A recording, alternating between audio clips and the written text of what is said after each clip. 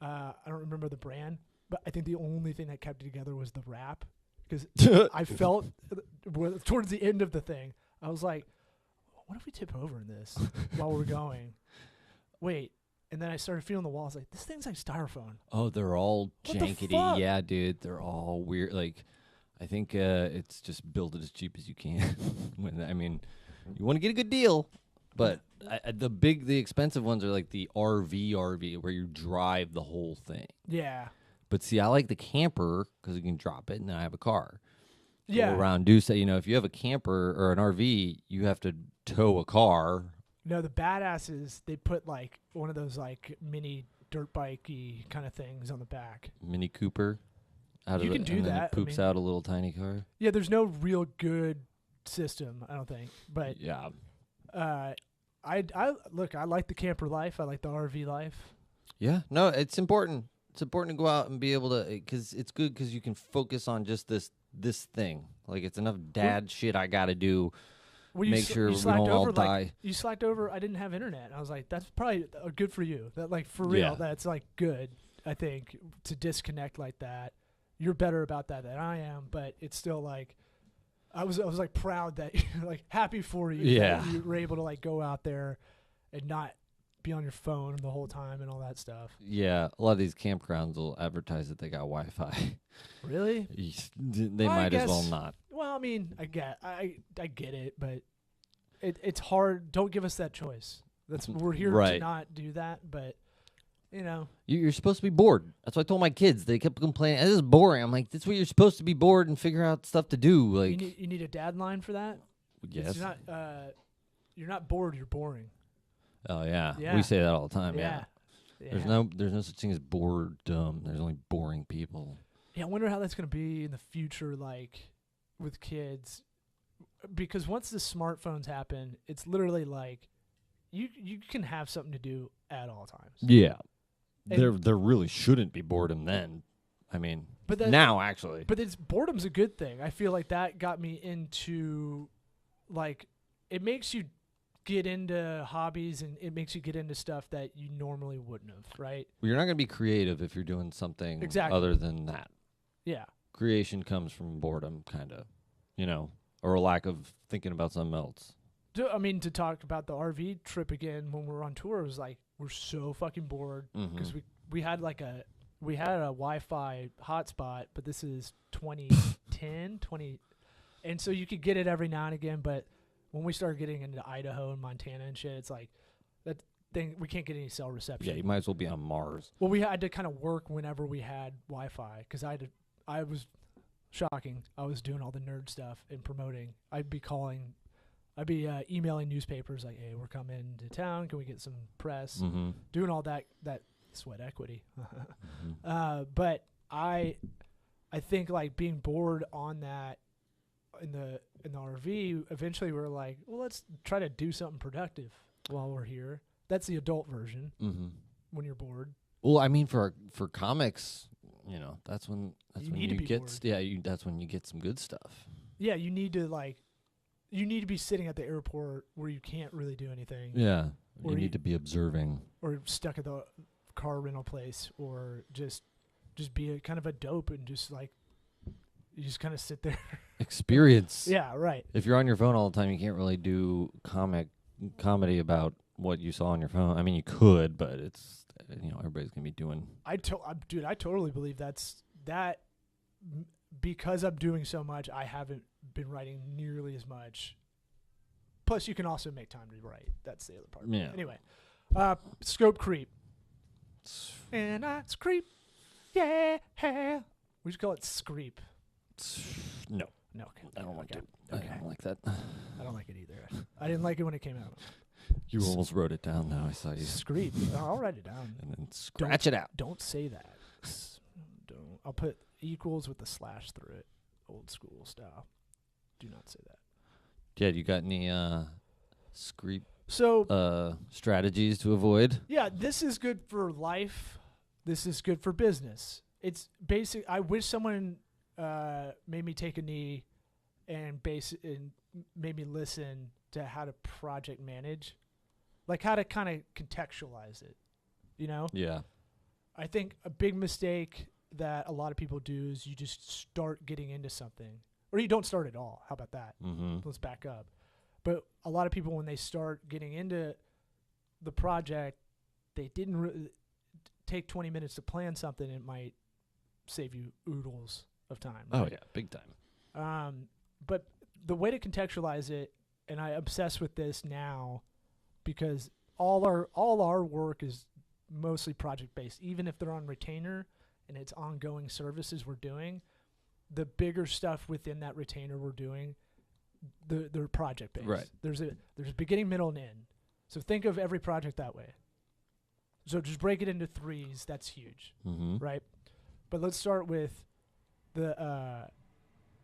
I'm going to try to speak to the freelancer kind of people out there.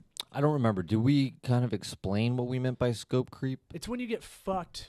When like you're a graphic designer, everybody's got that graphic designer friends that decrees they're overworked and they're Mhm. underpaid for what they're doing, but they didn't. It's because they didn't set the principles and the terms, Right. and they didn't stick to it. Right. That's the big thing, right? Mhm. So, graphic designers, I think, are my number one person that bitches about this because they're not good at that.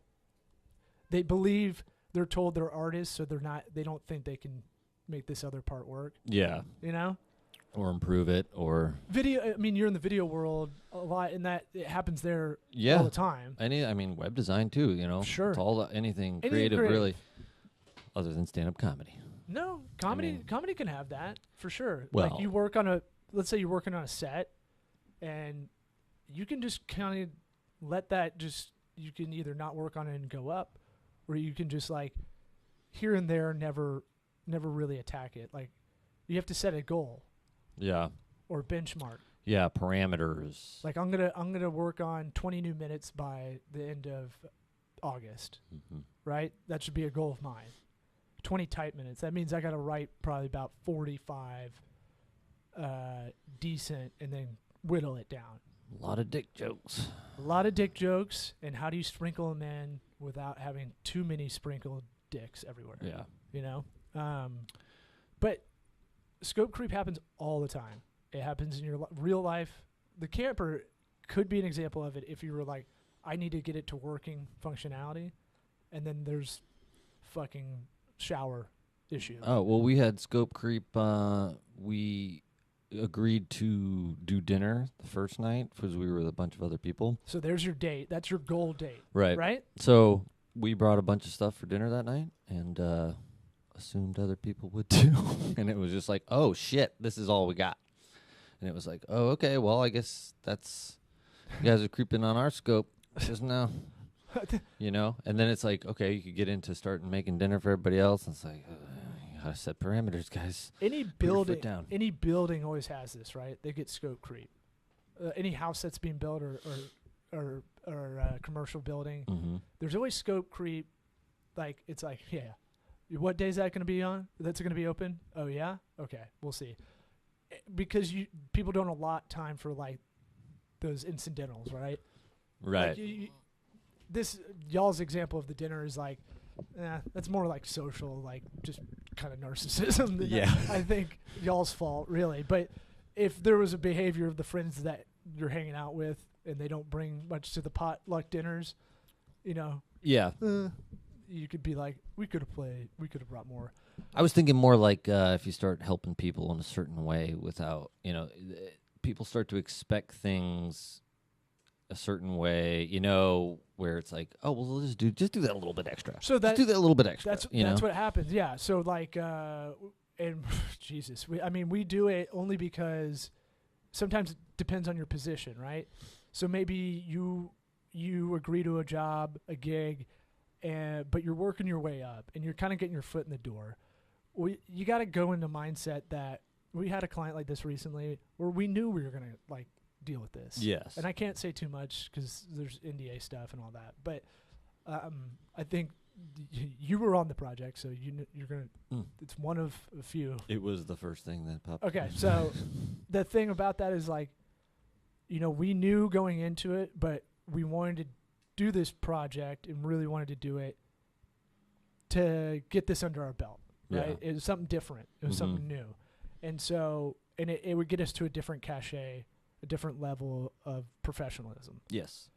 That's more of the goal for us than it was the cash or, labor. Yeah. Or setting or making sure that we weren't going to get screwed over, sort of like we were just kind of like, okay, we'll just go with it, and so we can get it under our belt. It's like, can you do this little change? Can you do this little change? So here I'll kind of direct this over the camera a little bit, but the biggest thing you can do is, I'd say 2 things. You plan it out, you set the terms, and you have to, in the beginning when you're not good at this, like I wasn't good about this, and now I'm like OCD about it, and I still need to get better at it, is you set the terms, right? It's in the contract if you're a person that does contracts. Here in creative, you need to set like rounds of design. Right. Rounds of editing, whatever you want to call it. There needs to be simple rounds, right? Yeah. And that's that phases, 1, 2, 3, beginning, middle, end. It's always easy to just start with, you got 3 revisions. It's on this date, it's on this date, and this date. Here are the times that we can go over these. If we're on our game, we'll send it 3 days before. You look at it, you make your notes, then we'll meet. And you have to like be so regimented, because if you don't have that, then if it's your contract is only as good as it is tight, and so if your time, like the dates and labor, all that stuff, and the cost aren't on there, those are easy to put in, right? Yeah. Because you're gonna have to do it anyway, right? Yeah. So always add some fat time to that. Hey, if I had nothing else going on, this would take me 3 weeks, but I've got a lot of stuff going on. So figure out that labor calendar, grid it out. If you're doing if you're really trying to be a full-time freelancer, this is how I do it. Grid out all your work hours and do a 30-hour week, because stuff's going to pop up. There's going to be stuff you don't know. But when they ask for a change, you can only ask for a revision at this round. Yeah. On this date. So part of that is peppering them with a reminder. Hey, a week or 2 ahead of that date, the round of revisions. Hey, just want to remind you, get some ideas going, because they're not thinking of you in that project usually. A company they want their website, or they want their thing done. Yeah, let's just use a website for an example. It's easy.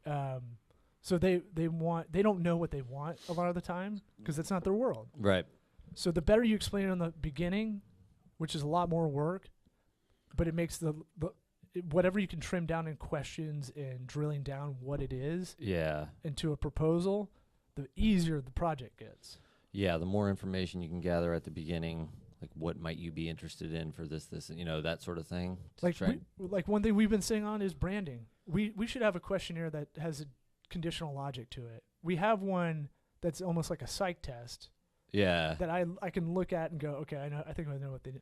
But we should have a visual, like, what styles of logo, the same logo in 8 different styles. Yeah. Do you like hand drawn? Do you like flat, shadow, hipster, whatever?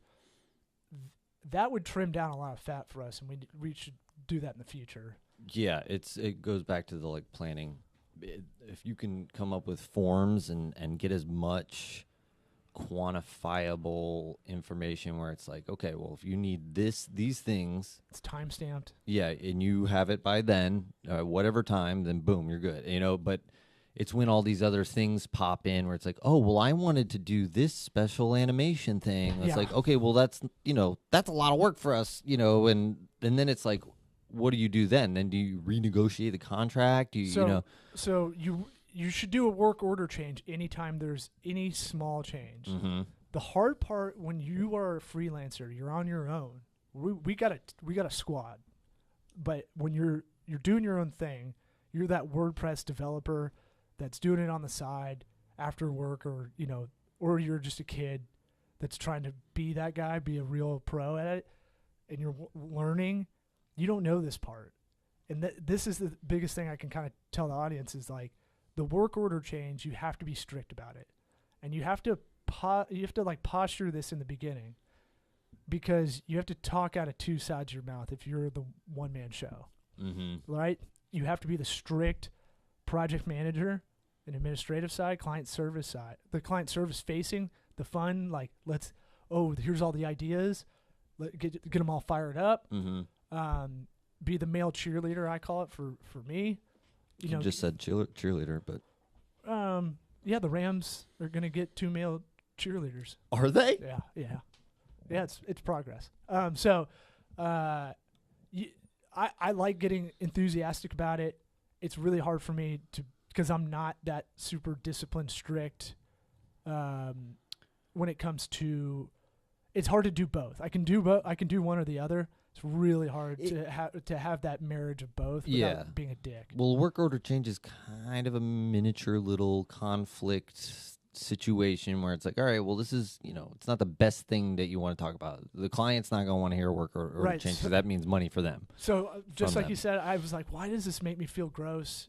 It shouldn't. I should feel confident in the work we do. So that was number one. After you get some time under your belt, you guys can fake it till you make it if you're not there. And I'm specifically talking to the freelancers that feel like they're a little lost.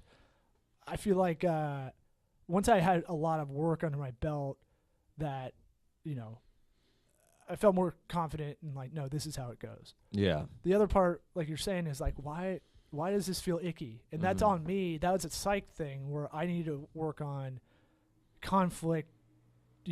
I avoid conflict because it's just like, not because I can't argue. It's just laziness. It's energy. It's like, dude, right. It's like fucking a lot of energy. I'll get into it. Right. Yeah. I just like, I don't want to obsess over that argument. Yeah. Because you're going to want to have good points. I like and you're debating. Want to do it good. Yeah, you want to do a good job, so you're going to think about it. I get into lawyer mode, though, and I will be like, no, this is the detail. This is what we sign. You sign the contract. But now you get into this so strict, and you're almost too emotional, meaning me, that like I'd be like, look, it's right there. It's in the details. I don't know how to make this any clearer. It's in the contract. I can't help it if you didn't read it, which is bullshit, too, because it's like, who reads terms and conditions on iTunes? But I do walk people through everything. Yeah. Quality, cost, delivery. So those are the 3 things. We've only talked about 2. The hard part is the quality, right? Yeah. So when they call you out on quality, how do you do that? It's defining quality in the beginning. Yeah.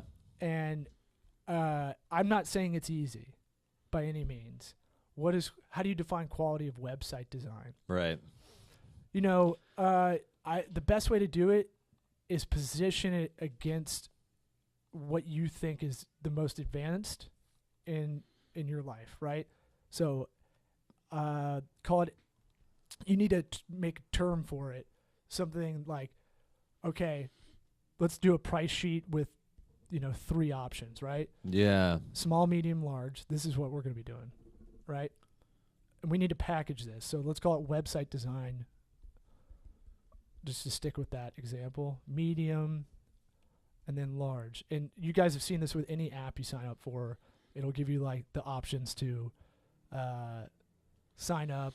Any of those subscription packages. You're going to see more and more of those. Right. It's going to be the model. So I'm trying to figure out how our subscription commitment plans are called. Our retainers are called subscription.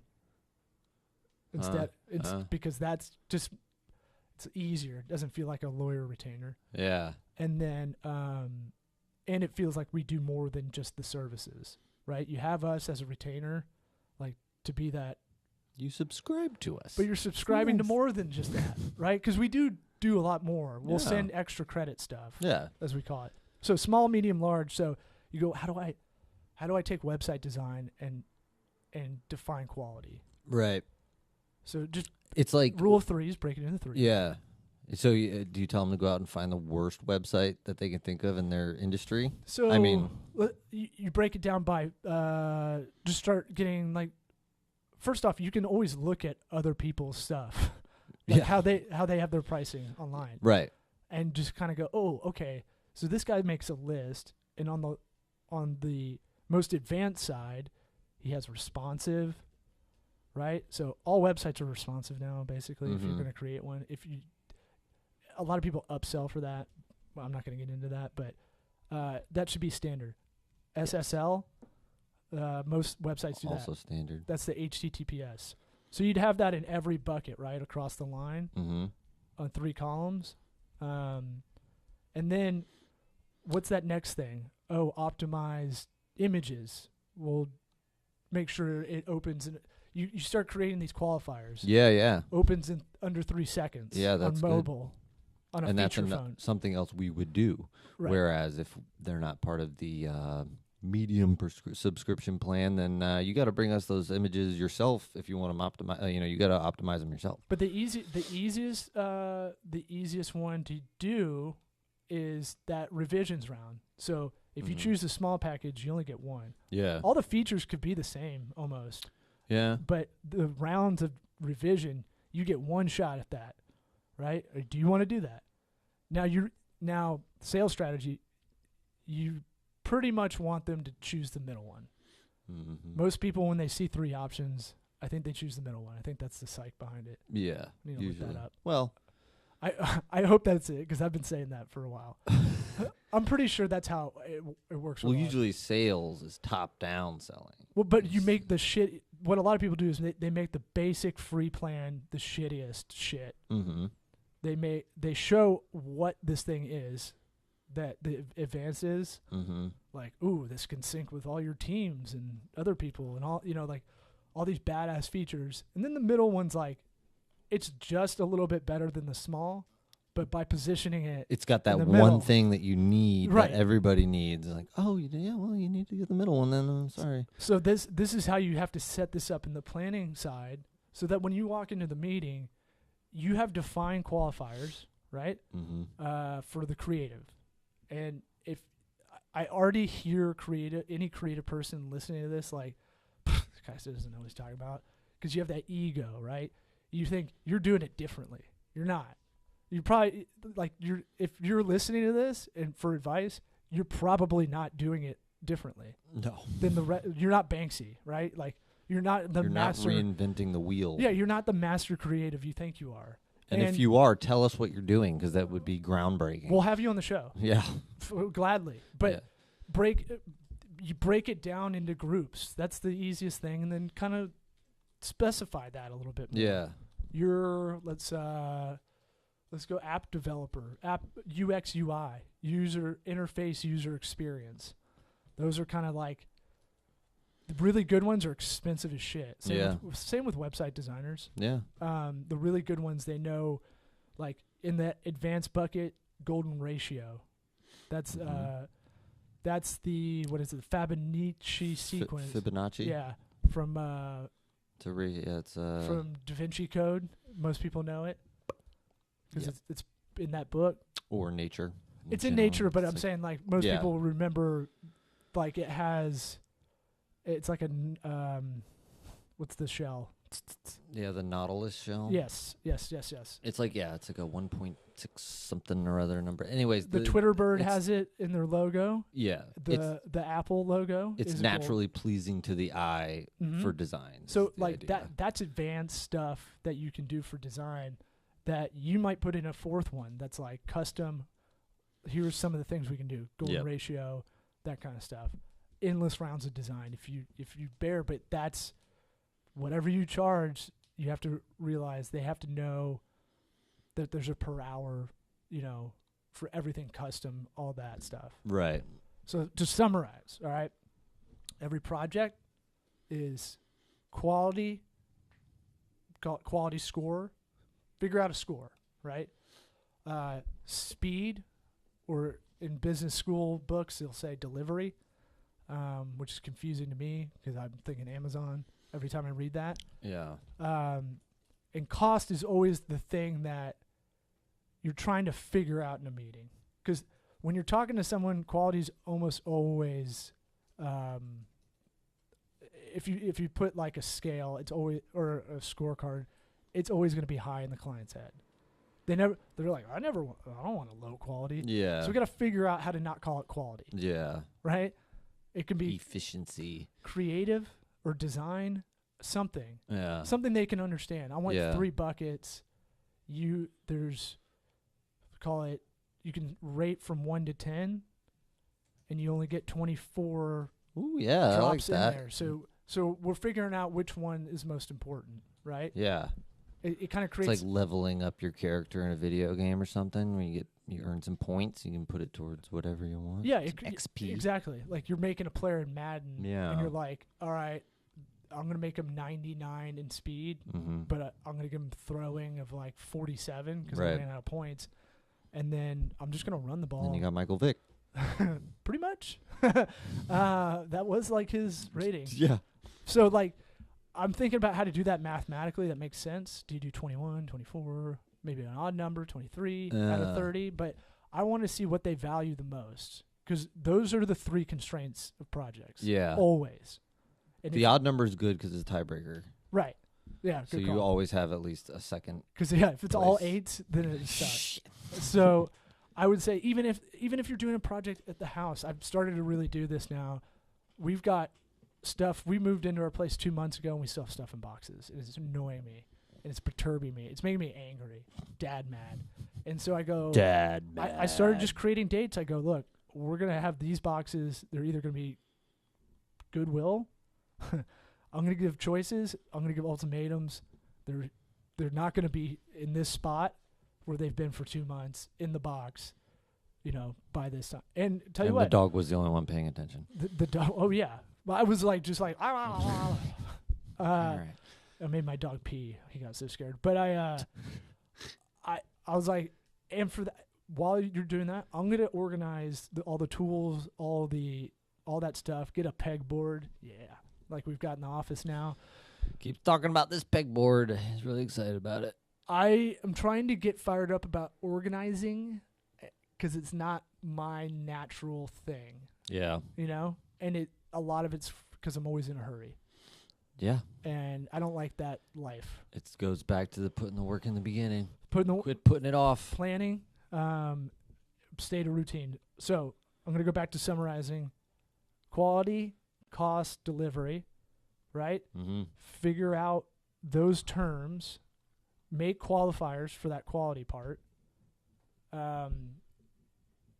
And then if there's going to be a change, if it's a digital service or graphic service, there's almost always going to be an extra something, right? So Mhm. plan for that in the cost. Figure out what you're worth is another thing. What's your this is going to get more complex, and this is why I saved this part to the end. What's your bill rate versus your cost rate? I was just gonna say, I always go back to the automotive mechanic books that they have, where they say, all right, to replace a transmission on this car is normally charged this many hours of labor. And it's like, if you can do that for what your industry is or whatever, if you could figure out something ahead of time to say, listen, okay, if you want this is what it's going to cost you later on down the road, whatever, and you can agree to it, that's nice to be able to have that to refer to, rather than every time being like, all right, now I got to track my time, figure out how long it took me, then go back and say, okay, well, now can you pay me this? So, yeah, a lot of people just look at like 2 businesses that are competitors and go, okay, I'm better than that one, and I'm not as good as that one. I'll kind of figure out what my price is in the middle. That's important market research. That's what that is. Do a lot more than just 2. Like, you should always be doing it, really, if you're a service, if anything you offer is a service. So the transmission, there's labor, and then sometimes there's a lot of cost of like buying equipment. Yeah. That's considered separate, any sort of materials. Right. But I'm saying, like, you still have to account for that cash flow that's sucked up, because if you're doing like transmissions and you're buying, or you just have to buy engines, things that are high cost items you're waiting to get paid on. Yeah. That, until the thing's done, that is an issue. Yeah. But like, just for a straight up service industry, and I used to be good at this too, as being very diligent about getting that spreadsheet of all competitors for each service you do, and it can be local, it can be online, and just keep marking that. but you have to figure out how to make the qualifiers equal each other. Right. So in order to do it, you have to qualify that quality. Yeah.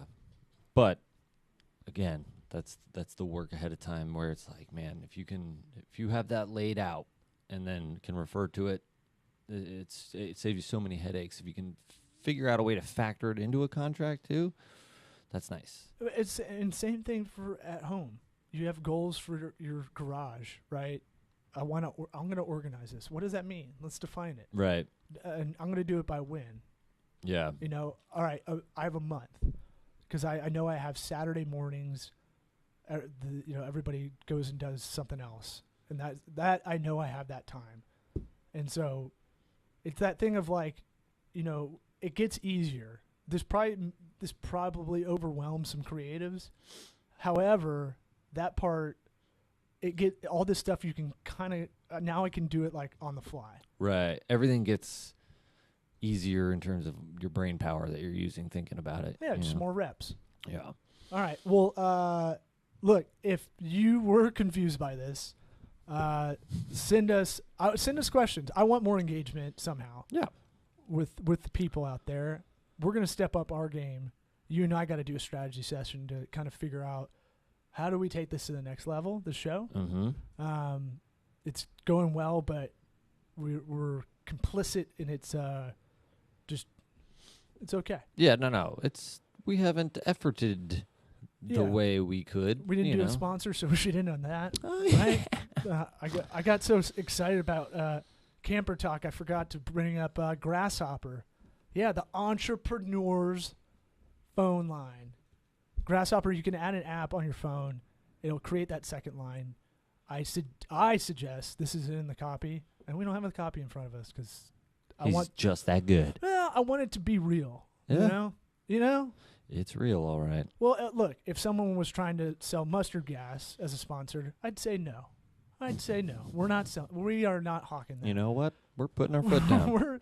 We're not about chemical warfare. Not this time, guys. So, Grasshopper, look, if you're running your own business and you don't have a legit phone line, you're a total jabroni. Yes. And if you do one of the ones where you have AT&T and you try to get two lines on your phone, I can't remember why, but for some reason it can't compartmentalize. Yeah. Like Grasshopper, you'll know it's a Grasshopper call for business, and you'll know when your personal phone rings.